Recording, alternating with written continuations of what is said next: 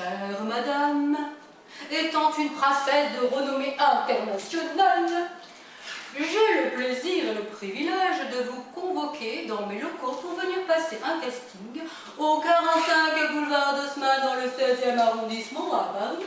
Veuillez recevoir madame.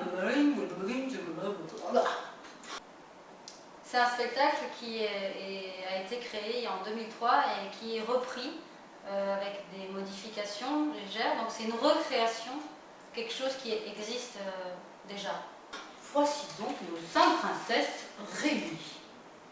Toutes, sauf Podane peut-être, et Cendrillon, espéraient qu'il ne s'agissait pas d'un de ces castings pour aller vivre ensemble dans une ferme. C'est de parler de l'époque d'aujourd'hui, de faire des clins d'œil à l'époque d'aujourd'hui, de faire quelque chose vraiment de ludique, de drôle, de parfois burlesque, parfois juste poétique. Et de basculer comme ça entre les personnages objets et l'incarnation de la comédienne danseuse qui va devenir ces personnages, qui va prendre leur voix, leur façon de bouger, leur façon de danser, qu'est-ce qu'elles vont chanter. Elles vont chanter chacune des chansons très différentes dans des styles très différents parce qu'elles sont toutes très différentes et qu'elles ont des messages à délivrer différents. Par exemple, Podane, bon, ben, c'est la princesse, on va dire modeste, toujours très gentille, qui ne veut pas déranger, un peu évidemment écolo, qui veut consommer le moins possible. Cendrillon, la terreur des poussières.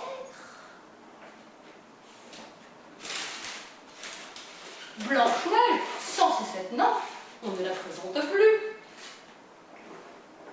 La princesse au petit pois, bon chic, bon genre.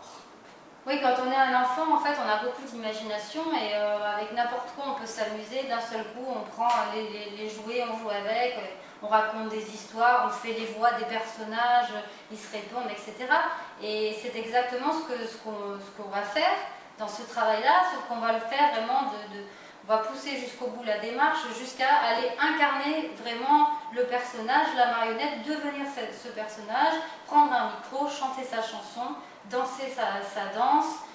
Et il y a ce basculement, ce passage de l'objet au comédien, à la danseuse, au chanteur, qui s'opère, et c'est la magie de ce spectacle. La belle au bois dormant, dormant. Et enfin, Podane, toujours aimable. Ce qui m'intéresse dans le fait de travailler avec Cédric, c'est qu'il a une grande expérience dans le domaine de la musique, de la composition de chansons, dans le fait aussi de jouer en extérieur et d'autres choses, puisqu'il est aussi danseur. Donc ça permet vraiment d'avoir, on va dire, quelque chose de complémentaire. Mais le pire de tout, ce sont les enfants. Les enfants? Mais pourquoi? Ils ne pensent même plus à moi. Ils ne connaissent même plus mon nom et mon histoire. Mais non, c'est pas vrai. Mais si, je le sais bien. Ils n'en ont plus que pour mon cousin Dumbledore et son Harry Hamburger, Potter, Harry Potter. Moi, je suis toute seule, sans Arthur. Mais écoutez-moi, je sais bien que les enfants vous connaissent encore. Regardez, moi demandez aux enfants là qui passent sur leur chemin. De l'enfant? Où ça? Là, devant vous. Oh, et les enfants, qui peut me dire qui est ce grand monsieur avec cette grande barbe blanche?